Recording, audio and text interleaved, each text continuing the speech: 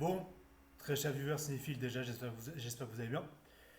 Vous l'aurez vu dans la miniature et dans le titre de la vidéo, j'ai décidé tout simplement au final, comme je l'avais annoncé, de faire certes les critiques du Superman de 78 de Richard Donner et de Man of Steel, mais en une seule vidéo.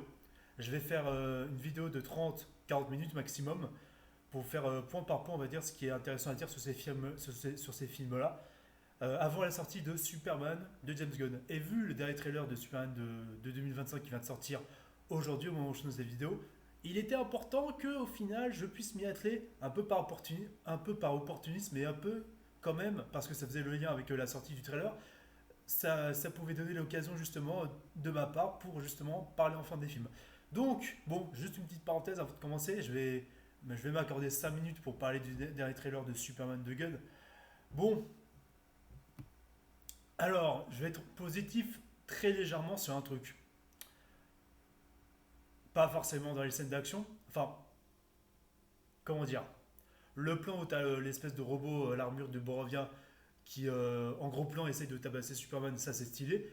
Mais le problème c'est que c'est surexposé en termes de lumière, ça fait fake. Les effets spéciaux, les scènes d'action, l'épique quand ça se passe de jour, ça fait fake. Alors que je vais y revenir dans ma critique de Man of Steel dans cette vidéo, c'est que quand tu vois un film réaliste et crédible, dans le monde réel, tu vois, avec des vraies personnes, ce qui était censé faire James Gunn, c'est-à-dire qu'il était censé faire des lumières, on va dire, tamisées, dans le sens où il y a à la fois le grain du réalisme avec le filtre réaliste de ce qui se passe dans la véritable vie, et à la fois avec certes un peu de couleur, sans que ça puisse, comment dire, être trop kitsch, et sans que ça puisse être, comment dire, trop surexposé en termes de lumière. Là, les scènes d'action, déjà, les scènes d'action sont brouillonnes dans la bande-annonce, où tu vois Corn Sweat faire une toupie, tu vois, avec ses rayons laser en défonçant des ennemis. J'ai trouvé ça, mais tellement nul, tellement moche, c'est immonde visuellement. Je sais que The Flash du Snyderverse, c'est vraiment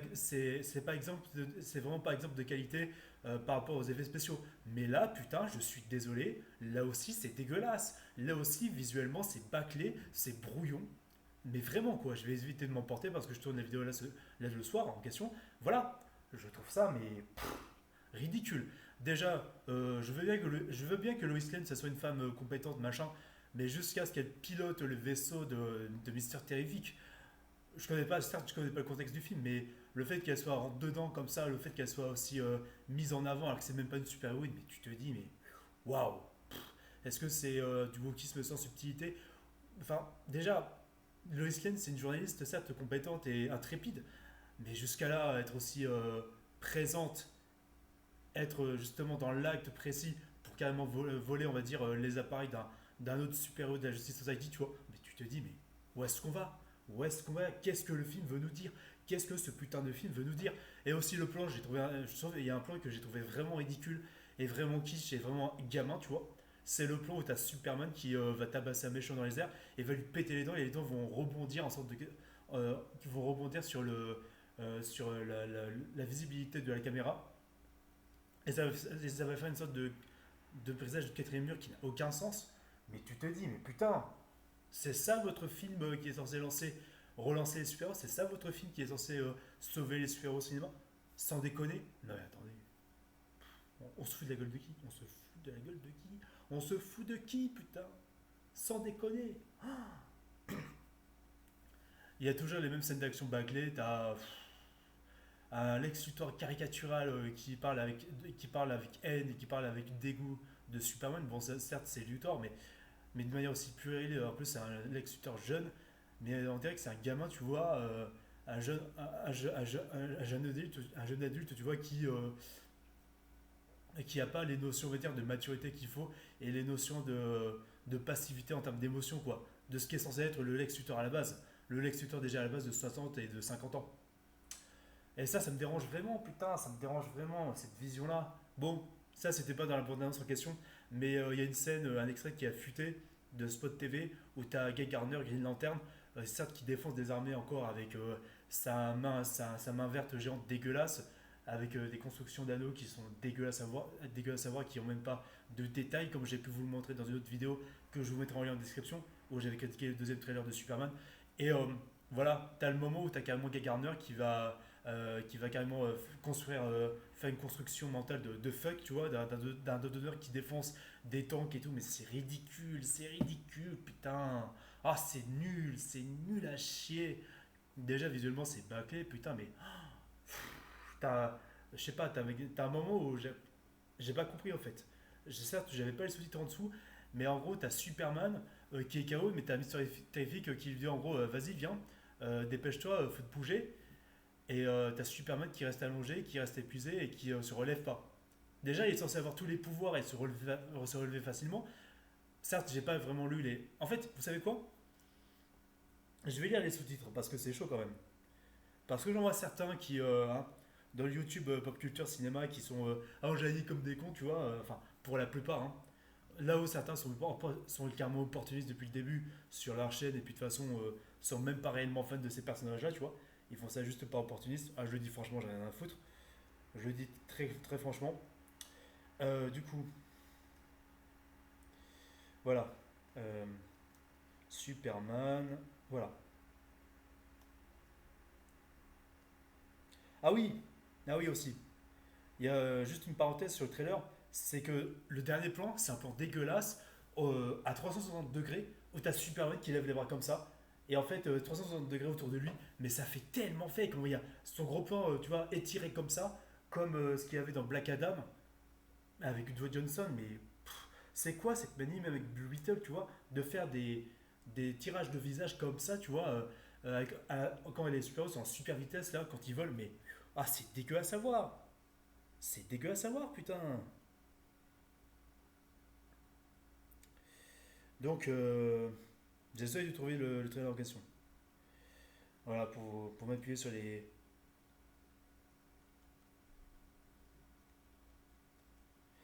ce que je voulais dire par rapport à Terrific et par rapport à Superman.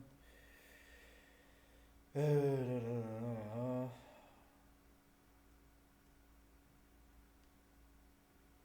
Bon, on va essayer comme on peut.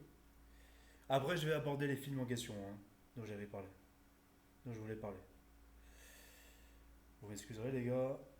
Hein,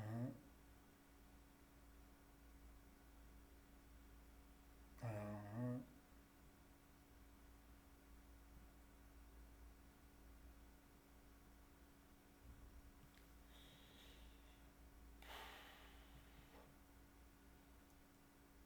Attendez.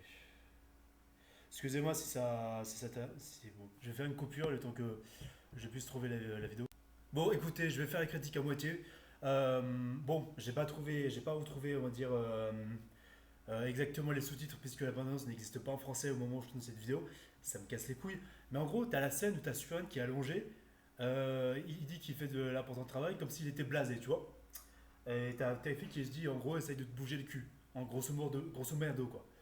Ce genre de scène-là, ça me dérange. Comme la scène qui me dérange aussi dans le trailer précédent, c'était quand même un passant qui sort de nulle part, qui était à se relever Superman. Superman qui est censé absorber l'énergie du soleil, qui est censé être l'homme le plus fort du monde, et il ne peut pas se relever sans l'aide d'un clampin qui se balade dans la rue, quoi. Et après, on va me dire, oui, mais tu sais, James Gunn, il veut rentrer dans cette case où Superman il est vulnérable pour le rendre plus humain.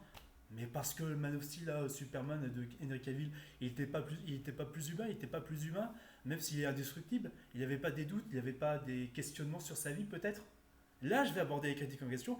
Le moment que je termine de la partie sur l'abondance de James Gunn. Bref, vous m'excuserez pour cet aparté où c'est un peu traîné dans la vidéo en question. Donc voilà. Bref, tout ça pour vous dire que euh, j'avais fait un truc, excusez-moi. Bref, c'est un peu décousu la critique que j'ai faite sur ce troisième trailer.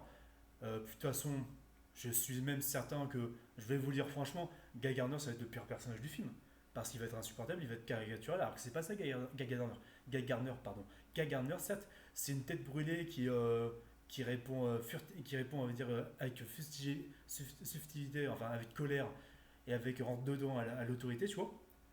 Et comment dire, il ne supporte pas l'autorité, il est un vilain garçon, il est tête brûlée, certes, mais il a ce sens de la justice, il a ce sens de logique où vraiment il est altruiste, dans le sens où il va aider les autres, il va aider ses collègues, il va rendre justice quoi qu'il arrive. Quand il y a une justice à prouver dans ce monde, il va être toujours là quoi qu'il arrive avec son seul caractère, certes, mais ce côté rentre dedans, et ce côté un peu, comment dire, amateur de femmes, il y a malgré tout cette idée où le gars reste droit dans ses bottes. C'est un vrai mec droit dans ses bottes, qui est pas juste là à faire des fucks, qui est pas juste là à faire le gogol, tu vois, comme ce qu'on a vu dans des images au Super Bowl de Pop, de Puppy, je sais pas quoi, où t'as Nathan Fillion qui est même pas un vrai roux, je rappelle, qui est même pas un vrai rouquin, qui se coiffe en mode beau gosse pour se vanter de sa coupe à la con, de coupe au bol de merde. Enfin, James Gunn, et ça, en fait, quand je vous dis que James Gunn s'inspire littéralement des comics débiles de ce qu'il y avait avant, au lieu de prendre au sérieux les super-héros, quoi. C'est tout. C'est tout, en fait. Et Guy Gardner, c'est plus que ça. C'est un héros avant tout. C'est aussi un mec qui est droit dans ses bottes, qui est loyal envers ses amis et qui sait dire les choses qui fâchent, quoi. Qui sait dire franchement les choses et qui est pas là pour rabaisser les gens, tu vois. Il peut avoir des différents, quand tu vois le corps des Green Lantern, il peut avoir des différents avec l'administrateur du corps, c'est-à-dire Salak, certes, mais au moins il a cette optique, on va dire, de toujours vouloir rendre justice et écouter, on va dire, la voix de la raison et la voix, on va dire, de justice, quoi qu'il arrive, Guy Gardner. C'est toujours comme ça le personnage. Bref, la parenthèse est terminée sur ce trailer. On va aborder maintenant Superman de 1978 de Richard Donner. Bon, je vais pas vous faire l'affront de réellement vous résumer le film.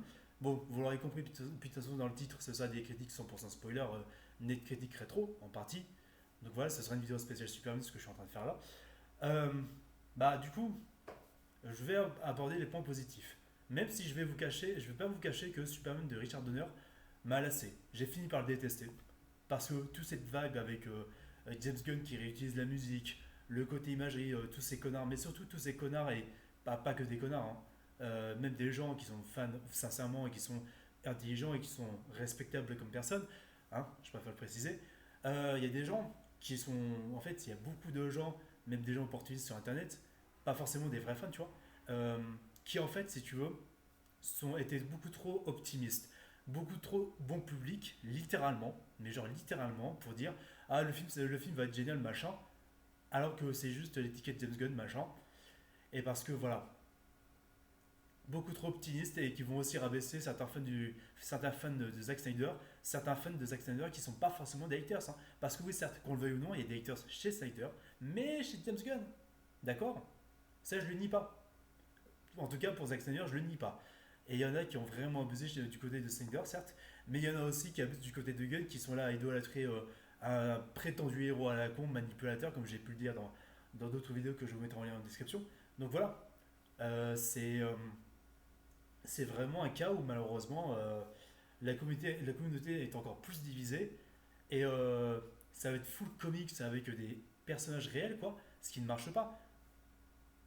C'est vrai que bon, Richard Donner, on va aborder pour Richard Donner maintenant les points positifs. C'est que, point positif, on assume, on va dire, le teasing à venir avec Zod et ses compères qui sont emprisonnés dans l'espèce de carré qui est balancé dans l'espace, là, au début du film, quand ils sont chassés et bannis de Krypton. Certes, ça tease le second film. Même si le second film, au final, il pue la merde et qu'en plus, il n'y avait pas les moyens nécessaires dans le deuxième film de Donner, enfin, film que Donner avait fait reshooter au final, mais deuxième film Superman des années 80, où t'as Donner, où t'as Donner ou même l'autre réalisateur qui l'avait remplacé à un moment sur le projet. Faire des Kryptoniens et faire des combats de Kryptoniens dans les années 80 avec peu de moyens, tu vois, excuse-moi, mais c'est compliqué. Heureusement que Zack Snyder a pu rattraper le coup.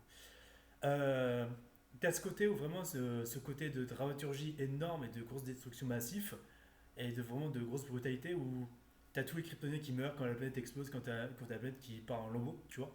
Ça j'ai trouvé ça intéressant. Euh, Qu'est-ce que je peux dire d'autre aussi d'intéressant? Ouais, il y a ce côté où vraiment. Bon, en tout cas, pour revenir sur les fans en question, les optimistes aveugles qui en fait valorisent tout et n'importe comment, c'est ceux qui m'ont fait dégoûter. C'est en fait c'est eux qui m'ont dégoûté du Richard Donner en question, pour vous préciser. Même si je trouve encore des points positifs comme ce que je viens de dire là, et aussi un point positif quand Kal-El est envoyé dans l'espace pour venir sur Terre. Bah en fait voilà, t'as toute une voix off de Marlon Brando, de son père Jorel, qui en gros voilà lui dit bah, toute l'histoire de la galaxie, toutes les différentes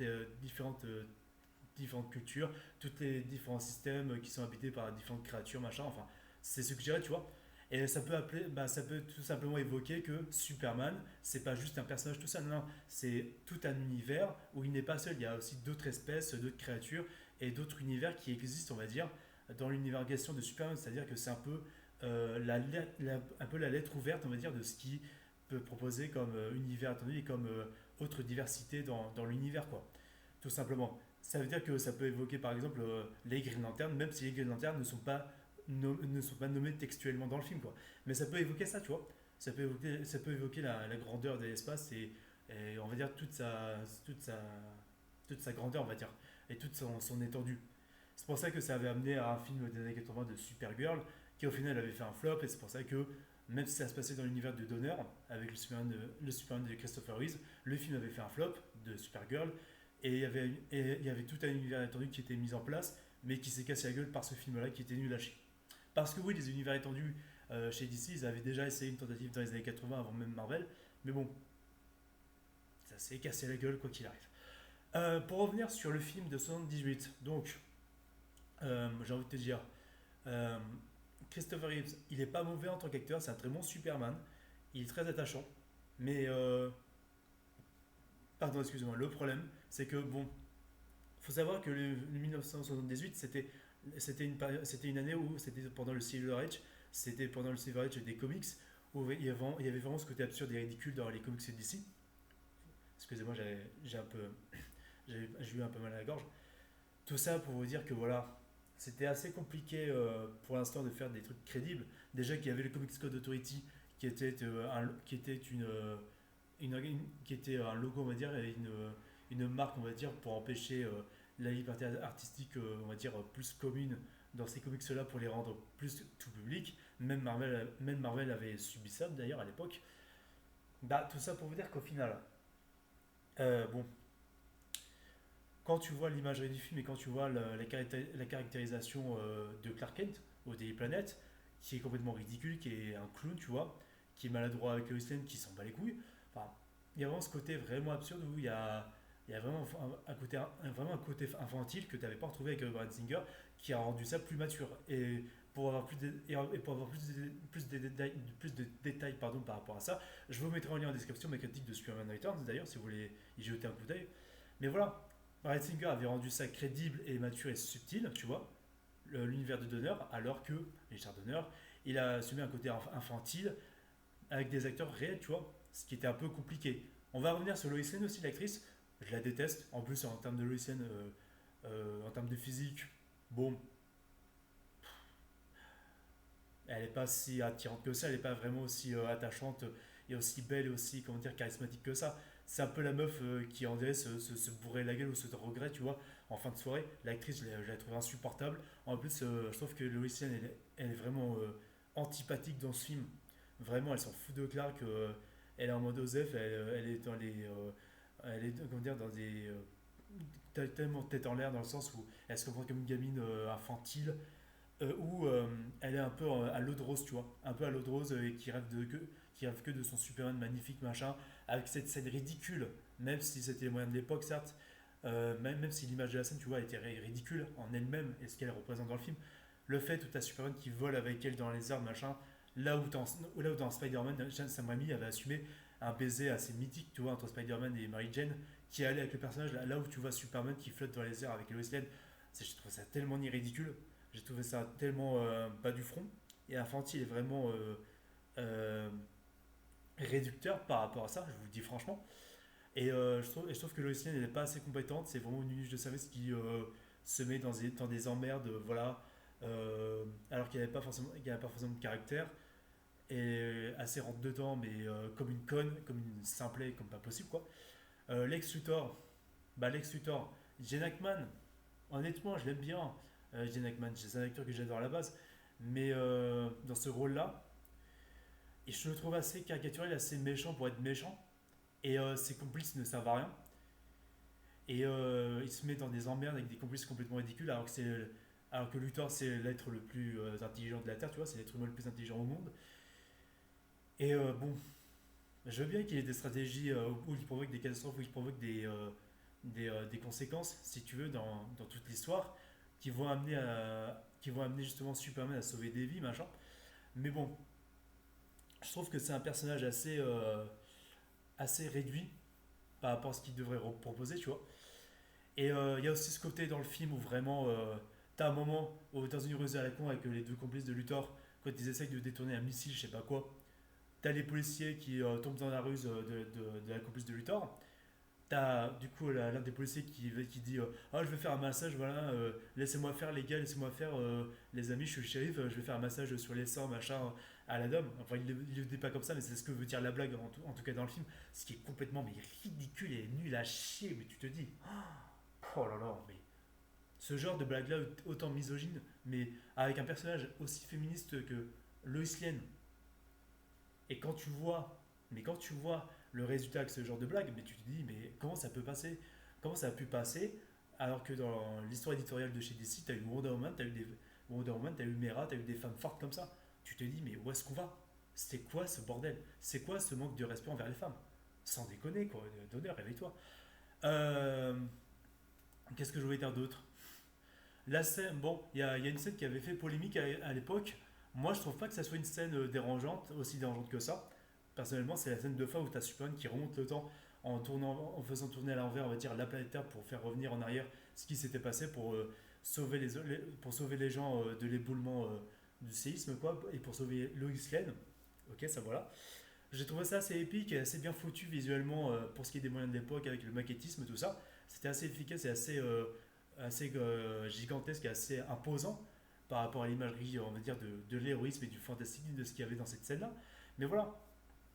Sinon, sinon voilà, c'est ça que je peux dire par rapport à ça. Le fait aussi que bon,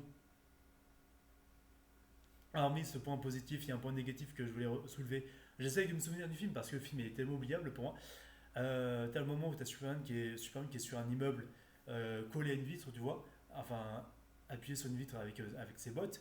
Et en fait, le voleur en question essaie d'escalader avec ses ventouses, mais sa ventouse se pose sur le pied de Superman, ce qui fait une scène vraiment Silver Age assez ridicule. Ça, c'était l'époque, mais bon, on pouvait s'attendre à quelque chose de plus imposant, de plus impactant pour Superman.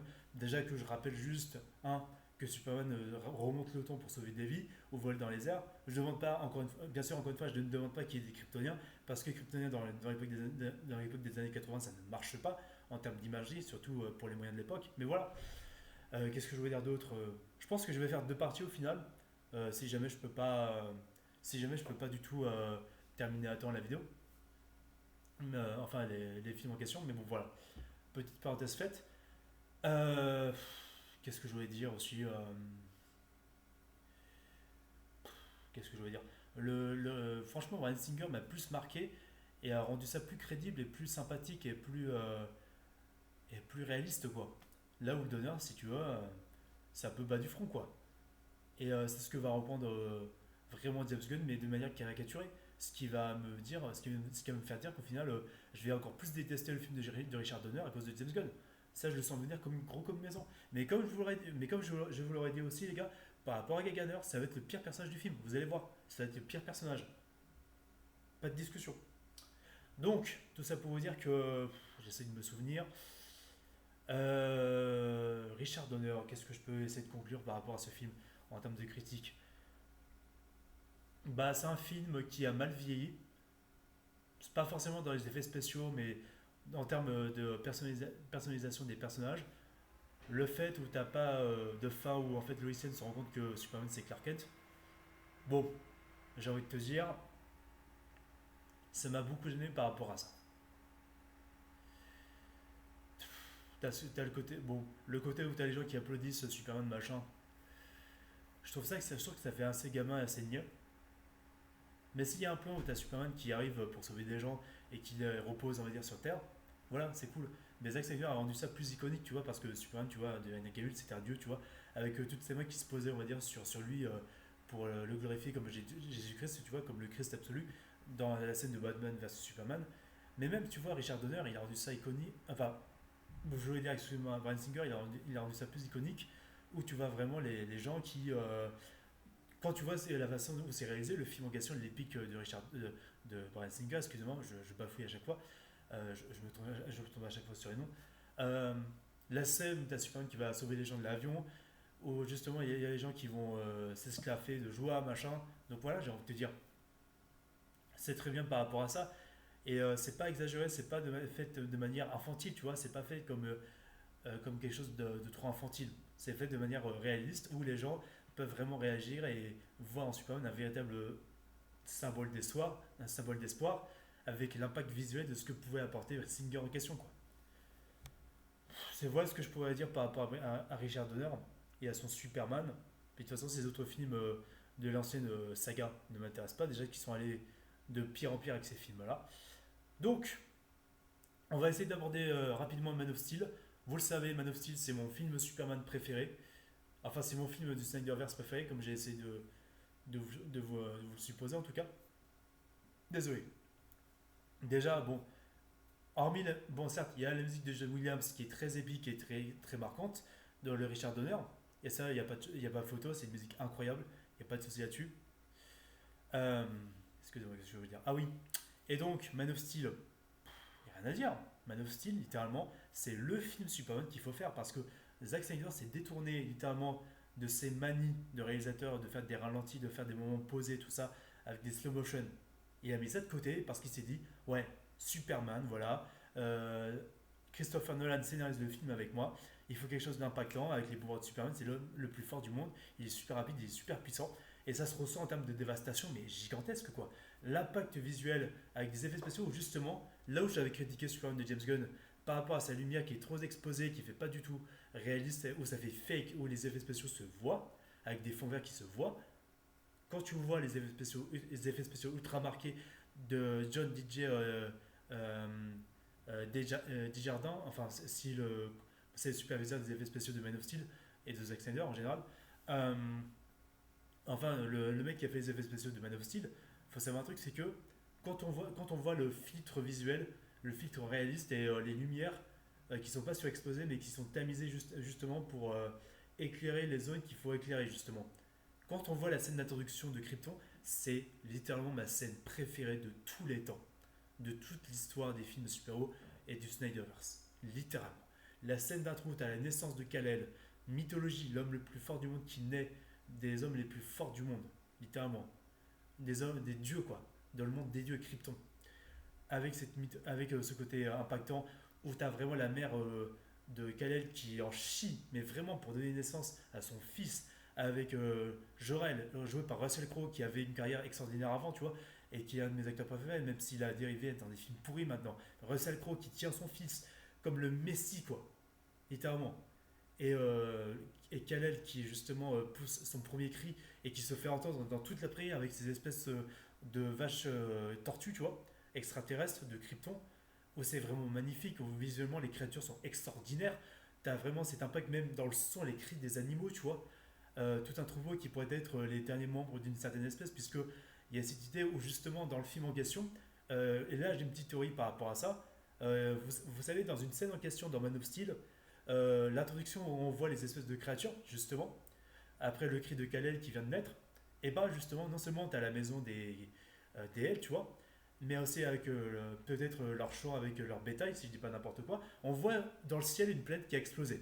Ce qui pourrait supposer que c'est les Kryptoniens, tout simplement, qui ont exploité encore et encore des planètes, qui ont surexploité des mondes, tout ça, et qui ont bien baisé leur noyau, malheureusement, qui ont bien baisé leur environnement, jusqu'à aller sur Krypton, et malheureusement, ils reproduisent les erreurs du passé pour exploiter encore les ressources, ce qui fait que le noyau de Krypton va exploser, et que là, c'est déjà trop tard. Fallait évacuer avant. Fallait chercher dans les étoiles de nouvelles planètes à conquérir, tout simplement. Mais voilà, cette nouvelle génération de leaders, de sages, ils n'ont pas accepté, ils n'ont pas réalisé ce genre de choses-là.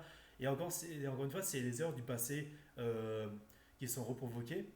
Mais ils auraient pu utiliser leur passé positif, c'est-à-dire partir dans les étoiles pour chercher de nouveaux mondes et peut-être cohabiter avec d'autres créatures, je sais pas, d'autres créatures extraterrestres et d'autres peuples, tu vois, dans l'univers. Ça aurait été vachement intéressant.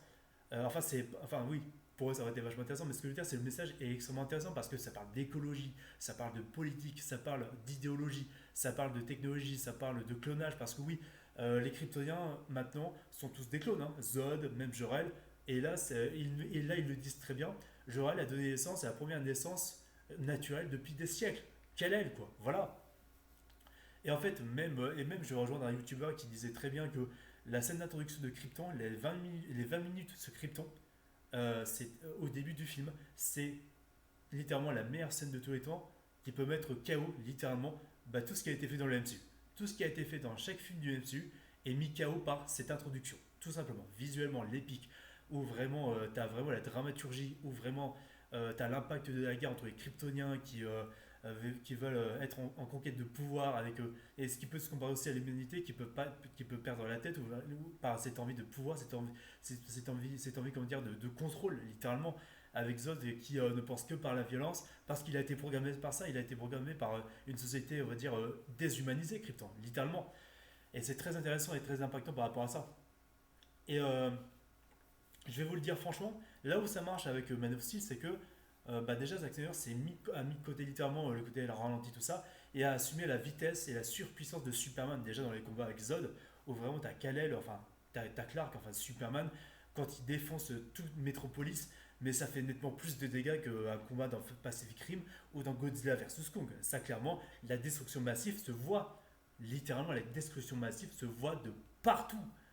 Il y a des morts de partout, ça pète dans tous les sens. Il y a des avions qui virevoltent dans le ciel à cause de la gravité, des machines de gravité de la bande d'azote, tout ça. Mais c'est épique de fou. Et en plus, visuellement, moi, je vais vous le dire franchement, les costumes de Zod, je pensais vraiment que c'était des vrais costumes faits à la main. Mais non, c'est des costumes qui ont été faits en motion capture. Et ça se voit même pas parce que la lumière est tellement bien gérée sur la colorimétrie et sur la texture de la technologie kryptonienne que ça marche vraiment et ça rend ça tellement crédible que tu as l'impression que oui, ils ont vraiment porté le costume quoi. Comme ce qu'ils avaient fait par rapport au costume de Avengers Endgame quand ils sont en combinaison avant de voyager dans le temps. Et ça, bravo les animateurs, tout ça, c'est du super bon boulot, mais genre vraiment. La musique qui est très impactante et qui peut varier par rapport à la scène quoi. T'as le thème de Krypton, t'as le thème de Zod qui est pesant, qui est impactant, mais qui montre vraiment la menace qui est grandissante de plus en plus quoi. Bien sûr, tu as le thème de Clark Kent qui est plus calme, plus apaisé et plus humain, quoi.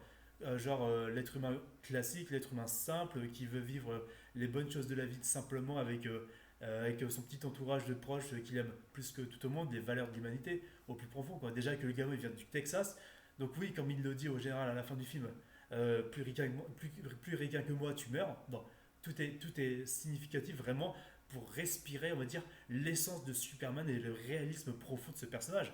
Et c'est très réussi par rapport à ça. Henry Cavill, c'est le meilleur des Superman. Vraiment, il est charismatique, il doute, il se pose des questions. C'est vraiment un personnage intègre qui est vraiment intègre par rapport aux gens, qui est vraiment intègre quand il s'agit de respecter les gens qui ne se font pas forcément respecter. Et il est toujours prêt à rendre justice quand il y a cette scène au bar où, par exemple, il se fait bosser par un connard qui a tripoté une serveuse, tu vois. Et il est là pour défendre la serveuse comme un ange gardien. Mais voilà, et cette scène, c'est l'une des rares, c'est justement là l'une des rares scènes drôles du film où justement en archant il pète tout le camion de l'espèce de connard avec les rodins de bois, qui est assez amusant, tu vois, pour te montrer également que c'est un super-héros et que c'est un personnage qui, voilà, enfin c'est avant qu'il devienne Superman, mais c'est un personnage qui est assez complexe, qui a ses défauts, mais qui est très humain, qui veut rendre justice et qui a besoin d'exprimer sa colère. Et ce qui est dur aussi, c'est que quand tu as vraiment envie de te venger de ceux qui t'ont fait du mal, ce qui est dur, c'est que voilà, tu peux pas le faire parce que ça veut dire que tu serais pas mieux qu'eux et ça veut dire que tu perdrais ce qui fait de toi un être humain, c'est-à-dire ce qui fait de toi une bonne personne. Dans cette scène où tu as justement Kim Costner justement John Kent qui dit à son fils, à Clark, euh, t'aurais voulu les frapper, je le sais, mais est-ce que ça t'aurait fait du bien? Est-ce que honnêtement ça t'aurait fait du bien par la suite?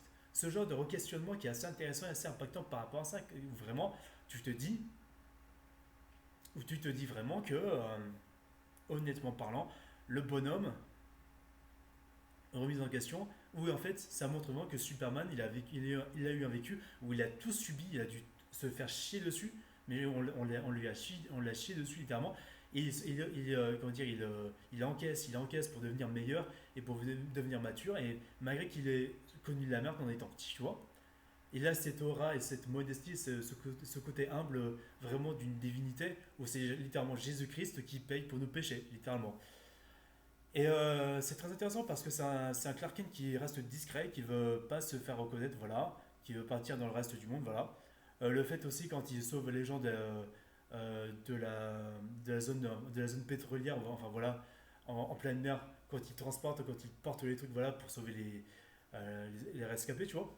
c'est très épique, la lumière, voilà, est très bien gérée. Il y a vraiment ce grain réaliste où vraiment, tu sens que c'est pas criard de couleur, quoi. Tu sens que les lumières sont bien gérées comme si c'était des lumières filtrées, réalistes, qui tamisent justement sur les formes selon, on va dire, la couleur de certaines choses ou la couleur de certaines personnes, enfin, ou l'apparence de certains personnages, pardon, ce que je veux dire. Et quand tu as Superman qui est avec sa barbe qui essaye de porter le truc, de maintenir, voilà, avec le feu, les flammes, tout ça, et l'impact et même la musique qui est ultra épique par rapport à ça, Alzheimer a fait un travail extraordinaire par rapport à ça, mais genre vraiment quoi, tu le ressens vraiment.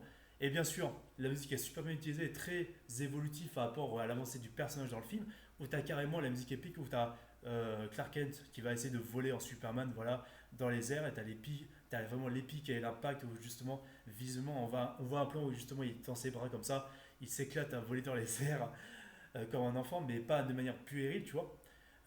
Où vraiment, voilà, tu as un plan qui est bien réussi, où c'est pas un gros plan avec visage tiré, mais vraiment un plan où on voit, on va dire, on le voit un peu en plan épaule, où il tend ses bras en avant pour partir en super vitesse, et même les ondes de choc qu'il provoque, les Kryptoniens quand ils provoquent des ondes de choc dans le film, c'est vraiment épique et c'est vraiment dévastateur.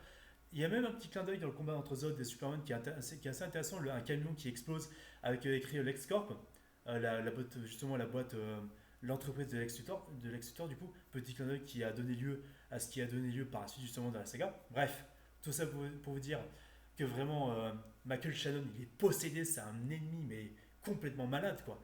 Il est dans cette optique de déshumanisation, il est que dans cette logique de rendre service à Krypton parce que c'est comme ça qu'on l'avait programmé, quoi, ce qui est dit dans le film. Enfin voilà, vraiment un impact énorme où les gens meurent, c'est la guerre totale, c'est l'apocalypse. La scène d'action où tu as les espèces de tentacules qui essayent d'attraper Superman, c'est ultra badass aussi. J'ai bien aimé aussi le petit hommage à Christopher Reeve avec une sorte de floutage numérique avec Henry Cavill qui explose justement l'espèce de machine à gravitation en Indonésie. J'adore aussi les autres acteurs, hein. Kevin Costner, Laurence Fishburne en péri ultra réaliste et très caractériel qui veut justement faire attention aux articles de ce qu'il y a, tout ça, malgré Lois Lane. C'est très intéressant par rapport à ça. Laurence Fishburne, il est excellent. Et puis, voilà, tout simplement, il est bien choisi, même le personnage et même l'acteur. On s'en fout de l'ethnie. Franchement, il n'y a pas de vous qui se met là-dedans. On s'en fout de l'ethnie. C'est un personnage qui, voilà, c'est Perry, quoi. C'est n'importe qui, n'importe quel homme, on va dire, caractériel, peut jouer Perry. C'est un personnage qui est assez universel. Là où Superman, si tu veux, tu as un contexte, même des personnages comme Batman, les personnages de comics, Black Panther, tout ça, ils ont un contexte, ils ont une origin story réelle, quoi. En plus, c'est les personnages principaux, pour vous dire, quoi. Et Lois Lane, pour moi, la Amy Adams, c'est la meilleure Lois Lane, hein. Elle est très humaine, certes, elle est rentre dedans, elle est très, comment dire, elle a du caractère, mais elle est très efficace, elle est très dans le questionnement, on va dire, elle est très, comment dire, dans l'impact des questions sans être, comment dire, sans être antipathique, tu vois. Elle essaie de comprendre, elle essaie d'analyser et de, comment dire, d'être comme une témoin, on va dire. C'est pour ça qu'elle, en plus, elle est super forte parce qu'elle traque, on va dire, elle recherche Clark Kent, tout ça. Et il y a vraiment ce côté où vraiment elle comprend qu'au final, le scoop, c'est pas le plus important, c'est aussi le pourquoi Clark Kent, il a quitté cette vie d'avant, justement, quand il avait perdu son père adoptif, ce qui était très fort par rapport à ça, où elle comprend qu'en réalité, voilà, plus qu'un scoop, elle peut retrouver à travers Superman un être humain brisé, mais qui fait le bien, quoi qu'il arrive, et qui peut utiliser ses pouvoirs autant avec parcimonie, mais autant avec cette volonté, cette déception de ne pas pouvoir les utiliser. Et il y a vraiment cet entre-deux qui est assez intéressant où vraiment tu as Clark Kent qui veut se retenir d'utiliser ses pouvoirs parce que voilà, c'est John Kent qui lui a conseillé, son père adoptif qui lui a conseillé de faire attention à ça parce que justement il pourrait être en danger, sinon les gens ne pourraient pas comprendre. Il y a beaucoup de parallèles politiques, beaucoup de parallèles personnels qui sont vachement intéressants et les personnages, même les jeunes acteurs qui jouent Clark Kent, quoi.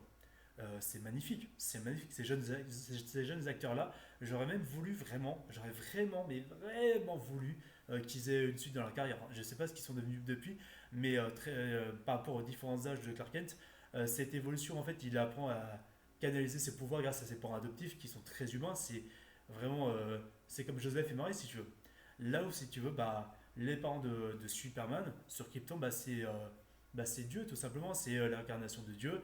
Et Jésus-Christ, en fait, est représenté par Clark Kent, qui est élevé par Joseph et Marie, et la Vierge Marie, tout simplement. Beaucoup de parallèles religieux par rapport à ça. Le fait que Clark Kent va aller voir, va se confier à Dieu, va faire une confession à l'église, à Smallville, où en fait, t'as le prêtre qui lui dit un acte de foi, c'est ce qu'il y a de, voilà, c'est ce qu'il y a d'efficace, on va dire, pour, on va dire, faire preuve, on va dire, d'humanité, faire preuve, on va dire, de symbole d'espoir. Et même cette alchimie entre, on va dire, pas alchimie, mais cet échange entre Zod, qui est très dans qui est, comment dire, très dans l'information, très dans la logique de machine, si tu veux, alors que Clark Kent, il est dans cette humanité, dans cette raison, on va dire, d'ouverture d'esprit, quoi, de compassion, quoi qu'il arrive. Ça se ressent par rapport aux visions de Clark Kent, par rapport à tous les crânes, tous les squelettes d'humains qui ont été bousillés, tout ça. C'est très intéressant, mais très très très intéressant, mais genre vraiment les amis. C'est vraiment impactant de fou. C'est magnifique à voir. Et la musique est grave, la musique est sombre, les lumières sont bien gérées, sont bien exposées, sans être surexposées. C'est pas des lumières trop forcées, c'est vraiment des lumières tamisées, mais équilibrées par rapport à l'ambiance du film, l'ambiance qui est assez sombre et assez sinistre et assez pessimiste. Mais pessimiste ou malgré tout, il y a le côté espoir de Superman qui débarque pour changer le monde, quoi. Et le fait que certains vont me dire, ouais, mais ils disent juste une fois le nom de Superman. Pardon. En même temps, si tu veux, c'est une origin story. Et il fallait tenter quelque chose. Et j'ai envie de te dire, est-ce qu'on a réellement entendu plusieurs fois le nom de Batman dans les Christopher Nolan? Non, non. Déjà que le titre, d'ailleurs, des Batman de Nolan, c'est The Dark Knight, hein. C'est The Dark Knight. Et est-ce qu'on entend réellement le nom de The Batman dans le film The Batman? Je ne crois pas non plus. Je ne crois pas non plus. Donc, bon, si le nom est évoqué une fois, oui. Mais voilà, s'il est juste évoqué une fois, c'est normal que le nom soit évoqué une fois. Mais le marteler, dire le même nom à chaque fois, comme Monsieur James Gunn s'est contenté de faire, tu vois, pour dire ah c'est le super-héros Superman. Mais ça suffit pas de juste marteler, non, il faut montrer correctement ses pouvoirs et montrer correctement son film, quoi. C'est tout. Et pour moi, Man of Steel, ça avait un potentiel énorme d'avoir une suite de dingue avec un Lex Luthor mieux fait, avec Brainiac, avec des ennemis comme ça, Métallo, tout ça. Mais malheureusement, on a eu le Snyderverse où ils sont partis en couille, où ils ont voulu pardon, beaucoup trop accélérer les choses, ce qui fait que c'est parti en confusion totale, surtout pour le grand public, et ça c'est vraiment dommage. Ils ont pu faire nettement mieux pour ça, alors que j'adore le Snyderverse, j'adore Batman vs Superman, mais c'est vrai que faut dire ce qui est, ils auraient pu faire étape par étape comme le MCU, et malheureusement c'est parti en couille. Et depuis de toute façon, pour vous dire, Man of Steel, j'ai dû vous le dire une fois, Man of Steel, je l'ai vu au cinéma une fois dans ma vie. Je me souviens de ma séance comme si c'était hier, putain. C'était mon film préféré à l'époque et c'est même l'un de mes films préférés de tous les temps. Dans mon top 5, dans mon top 50, vraiment. Euh, pour vous dire quoi, c'est une dinguerie. Et moi, tout ce que je voulais après ce film-là, c'est une putain de suite à Man of Steel. Et on l'a jamais eu, putain, on l'a jamais eu. Et ça, c'est chiant. Ça, c'est chiant. Heureusement, on n'a pas eu la version de Michael Bay, mais on aurait pu avoir la version de Christopher McQuarrie, qui apparemment aurait pu utiliser les Green Lanterns. Oh, putain, mais. Bon, mais sinon voilà. Tout ça pour vous dire que quoi d'autre aussi. Quoi d'autre Man of Steel, c'est très beau visuellement, l'épique est dingue. T'as l'enjeu de bâtard où t'as Superman qui tue Zod parce qu'il est obligé, tu vois. C'est une machine indestructible et dévastatrice, Zod. De toute façon, si Superman n'avait pas tué Zod, Zod il aurait niqué tout le monde. Voilà, il aurait niqué tout le monde quoi qu'il arrive. Et qu'est-ce que je voulais dire d'autre aussi C'est un film très touchant qui touche à beaucoup de sujets. La texture visuelle de la technologie de Krypton, vraiment, tu sens que c'est palpable, tu sens que les acteurs ont bien été incrustés dans le décor, tu vois, mais genre vraiment. Les concept art qu'on a pu voir sur la technologie, la texture des armures kryptoniennes, de la technologie kryptonienne, tu sens que ça a été bien retranscrit dans le film, et tu sens qu'ils ont fait un travail de malade pour rendre ça palpable et crédible, mais genre de fou, mais genre de fou. Qu'est-ce que je voulais dire aussi Tu as des caractérisations des personnages de Superman qui sont subtiles, réalistes, qui ne trahissent pas du tout pour moi les caractères de base, qui les amplifient pour les rendre meilleurs et pour les rendre plus accessibles, tu vois, pour le grand public. Et donc c'est réussi par rapport à ça. C'est vraiment réussi par rapport à ça. Comme j'ai pu le dire par rapport à Perry, comme j'ai pu le dire pour Lois Lane, comme j'ai pu le dire aussi pour John Kent, tu vois. Pour ceux qui aiment Crypto, il y a un petit clin d'œil justement avec Dusty, le chien des Kent, le chien de Martha Kent. Le fait que Superman, que Clark Kent, il a cette humanité et que, en fait, même s'il revoit des membres de sa propre espèce, il va pas les rejoindre et il va garder ses valeurs, les valeurs inculquées d'humanité, quoi. Littéralement. Et t'as tellement de répliques cultes dans ce film et qui sont tellement évocatrices de ce que représente Superman en termes de grandeur. par exemple, un jour, tu montreras tes pouvoirs et tu les mèneras vers le soleil et tu leur feras accomplir des miracles. Comme quoi, Superman, c'est un symbole d'espoir, c'est un symbole de respect et de dignité profonde, mais profonde de fou. Enfin voilà, moi depuis toute façon, mais en tout cas, pour vous dire, non seulement j'ai été content de la version de Bryan Singer pour Superman, enfin pour Clark Kent, même de Zack Snyder, mais c'est vrai que, voilà, Bryan Singer, il a rendu ça plus subtil par rapport à Donner qui faisait de Clark Kent un bouffon. Ou Bryan Singer, petite parenthèse avec ces autres réalisateurs-là, Bryan Singer, il a réussi à faire un Clark Kent qui, voilà, est un bon collègue discret, qui, voilà, est pas ridicule, qui est pas maladroit, mais qui, comment dire, un peu dans la lune, mais sans être, comment dire, absurde. Et bon, c'est vrai que Clark Kent dans le Snyderverse, c'est un Clark Kent où c'est un mec très réfléchi, c'est un vrai journaliste, quoi, comme dans la vraie vie.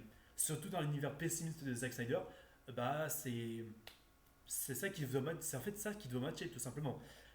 Même si on a, mais si on avait pu rajouter un petit peu un Clark Kent discret tout ça, c'est ce qu'on a ressenti, c'est ce qu'on a vu avec le Snyderverse, même si Zack Snyder a rendu ça certes plus sombre et plus grave on va dire. C'est pas non plus dérangeant, c'est pas non plus une trahison, mais voilà, c'est un entre-deux on va dire par rapport à ça. Là où Donner ou là où James Gunn rendent ça complètement ringard. Je suis désolé. Là où c'est complètement rincé et ringard. Bon, voilà. Bon, la critique aura duré plus longtemps de ce que j'aurais pu imaginer. J'espère que je pourrai poster la vidéo en question. Euh, en tout cas, en tout cas, Man of Steel avait un énorme potentiel pour lancer une trilogie Man of Steel, mais malheureusement, on sait ce qui s'est passé. Quoi. C'est lamentable. Warner Bros. N'a pas eu confiance. Les gens ont gueulé, ils n'ont pas compris le concept du film, tout ça. Enfin, c'est triste. C'est triste. Bon, ce sera tout pour moi. Voilà les critiques que je voulais faire et la parenthèse que je voulais faire sur James Gunn avant la sortie de Superman de 2025. La critique sur Dragon le live action arrive bientôt, ne vous en faites pas les amis. Tant qu'à moi, je vais vous laisser. Merci à tous de m'avoir regardé. C'était Rafi. Il me semble que je n'oublie pas de dire des choses sur les critiques en question, des films que j'ai abordés. Donc voilà, merci à tous. C'était Rafi. On se dit à la prochaine.